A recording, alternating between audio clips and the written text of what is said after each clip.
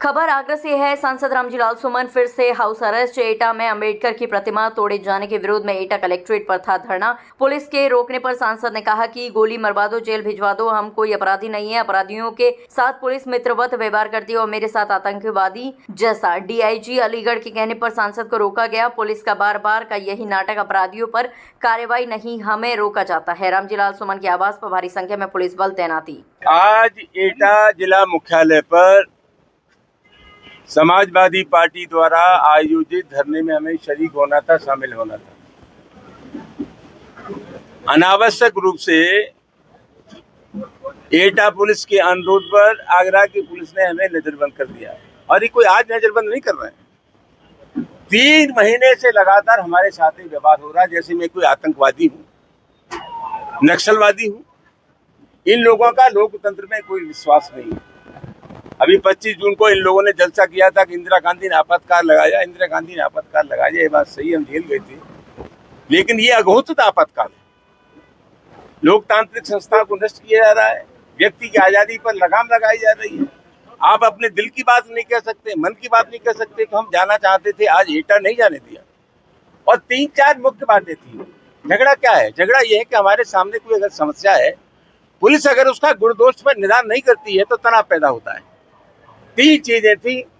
एक तो सिरसा बदन गांव है, महाराणा थाने में, एटा में, जहां भगवान गौतम बुद्ध की मूर्ति 3 बार टूटी।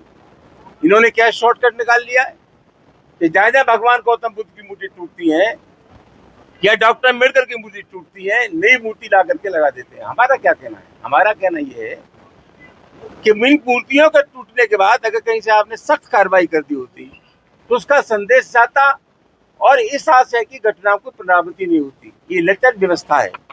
अपराधियों के साथ इनका मित्रवत व्यवहार है। जो सख्त संदेश देना चाहिए तो सख्त संदेश कहीं से भी नहीं है। ये महाराणा की घटना है। 3 बार भगवान बुद्ध की मूर्ति टूटी और 2 बार पुलिस की मौजूदगी में टूटी। तो हम ये चाहते थे उन पुलिसकर्मियों के खिलाफ कार्रवाई हो, जो लोग इसमें शामिल हैं उनके खिलाफ प्रभावी कार्रवाई हो। दूसरा, जैथरा में 1 जुलाई को समाजवादी पार्टी के राष्ट्रीय अध्यक्ष, प्रदेश के पूर्व मुख्यमंत्री का जन्मदिन था, अखिलेश जी का। उनके पोस्टर को कुचला गया, अपमानित किया गया, फाड़ा गया। क्यों नहीं लिखी मुकदमा? चिल्लित करके लोगों को जेल भेजते, ठोक के जेल भेजते। ये कार्रवाई नहीं हुई। एक ढकपुरा गांव है, थाना आबागढ़ में, वो ढकपुरा गांव में दलितों की बारात नहीं चढ़ने दी, उनके खिलाफ कार्रवाई नहीं हुई। पुलिस के एक सिपाही को चोट आ गई थी, मुकदमा दर्ज हुआ, उसमें दलित समाज के लोगों को भी नामजद कर दिया। इस घटना से कोई संबंध नहीं था। इन सब घटनाओं के बारे में हम धरना देना चाहते थे समाजवादी पार्टी के साथियों के साथ। हमें धरना संपन्न नहीं जाने दिया। रोज हमें रोका जाता है। ये मेरे मौलिक अधिकारों का हनन है। समाजवादी पार्टी के कार्यकर्ताओं के साथ जो व्यवहार हो रहा है सही लगता है।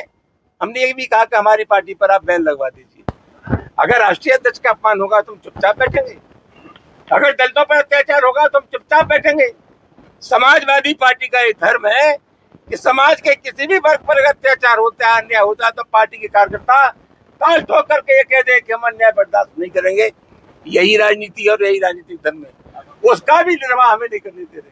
अभी अलीगढ़ रेंज के DIG, ADG Agra, police commissioner Agra, police कप्तान एटा ने हमें आश्वस्त किया है कि इन सभी मामलों पर प्रभावी कार्रवाई होगी।